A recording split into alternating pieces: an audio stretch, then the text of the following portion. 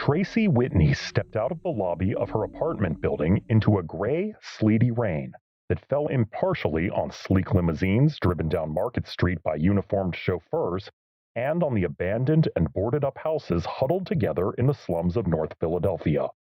The rain washed the limousines clean and made sodden messes of the garbage piled high in front of the neglected row houses. Tracy Whitney was on her way to work. Her pace was brisk as she walked east on Chestnut Street toward the bank, and it was all she could do to keep from singing aloud. She wore a bright yellow raincoat, boots, and a yellow rain hat that barely contained a mass of shining chestnut hair. She was in her mid-20s with a lively, intelligent face, a full, sensuous mouth, sparkling eyes that could change from a soft moss green to a dark jade in moments, and a trim, athletic figure.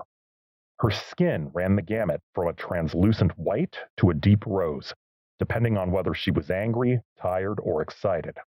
Her mother had once told her, "Honestly, child, sometimes I don't recognize you. You've got all the colors of the wind in you."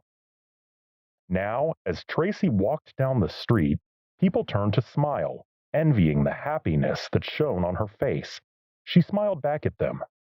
"It's indecent for anyone to be this happy," Tracy Whitney thought.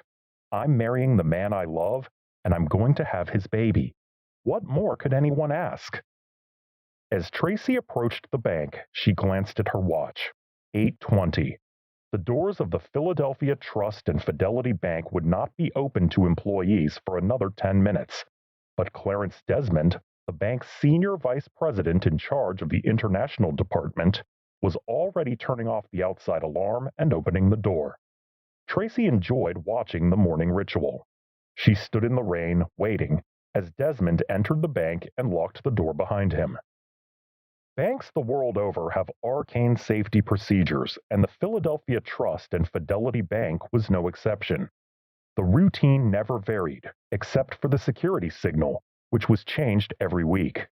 The signal that week was a half-lowered Venetian blind, indicating to the employees waiting outside that a search was in progress to make certain that no intruders were concealed on the premises, waiting to hold the employees hostage.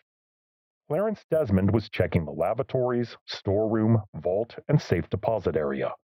Only when he was fully satisfied that he was alone would the Venetian blind be raised as a sign that all was well. The senior bookkeeper was always the first of the employees to be admitted. He would take his place next to the emergency alarm until all the other employees were inside, then lock the door behind them. Promptly at 8:30, Tracy Whitney entered the ornate lobby with her fellow workers, took off her raincoat, hat, and boots, and listened with secret amusement to the others complaining about the rainy weather.